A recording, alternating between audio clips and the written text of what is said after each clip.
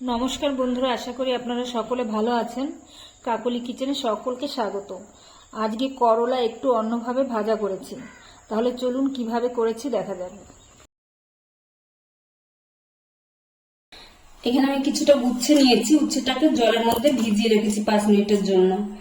ভিজিয়ে রাখলে হবে কি, ভেতরে অনেক সময় অনেক বালি টালি থাকে, ভেতরে খাঁচকাটার ভেতরে বালি টালি থাকে, দেখুন অনেক নোংরা থাকে। ভিজিয়ে রাখলে বালি টালিগুলো নিচে সব বেরিয়ে যাবে। এখন আমি উচ্ছেটাকে কেটে তারপরে দেখাচ্ছি। উচ্ছেগুলো আমি এরকম লম্বা লম্বা করে কেটে নিয়েছি, কেটে ভালো করে ধুয়ে নিয়েছি।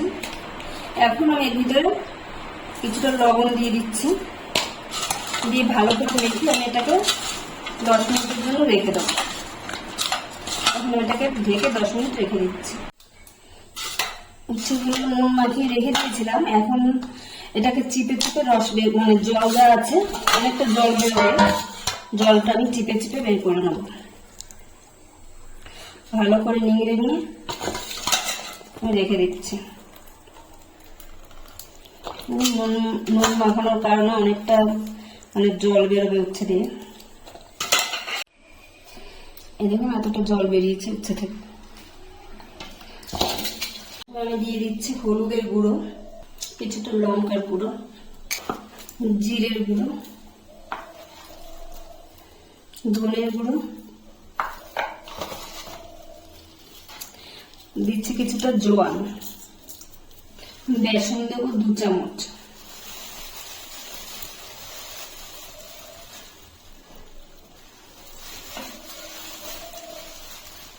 আড়াই চামচের মতন দিলাম বেসন। দিচ্ছি চালের গুঁড়ো, 1.5 চামচের মতন চালের গুঁড়ো, দিচ্ছি চাট মশলা,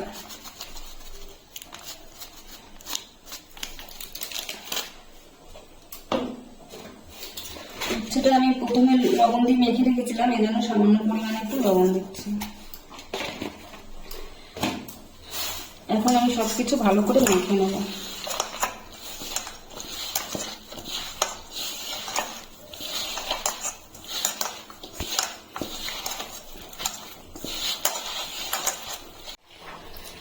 মশলাগুলো ভালো করে মেখে নিয়েছি। আমি 1 চামচের মতো একটু জল দিয়ে দিচ্ছি।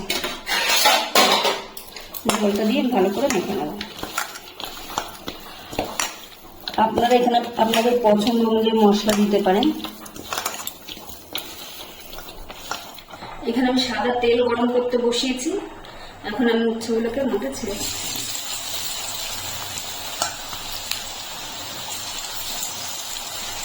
আমি সবগুলো একসঙ্গে দেবো না, দুবারে ভেজে নেব।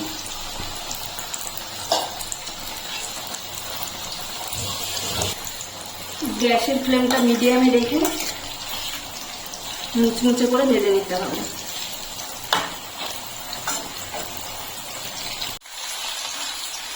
লাল লাল মুচমুচে করে ভাজা হয়ে গেছে, আমি এখন তুলে নিচ্ছি। তেলটা ভালো করে ঝরিয়ে তুলে নেব। দ্বিতীয় ব্যাচও আমি একইভাবে ভেজে নেব। রেসিপিটা তৈরি হয়ে গেছে। রেসিপিটা গরম ভাতের সাথে খুব ভালো লাগে। যদি ভিডিওটি ভালো লাগে তাহলে একটা লাইক করবেন, সাবস্ক্রাইব করবেন এবং কমেন্ট করে জানাবেন কেমন হয়েছে।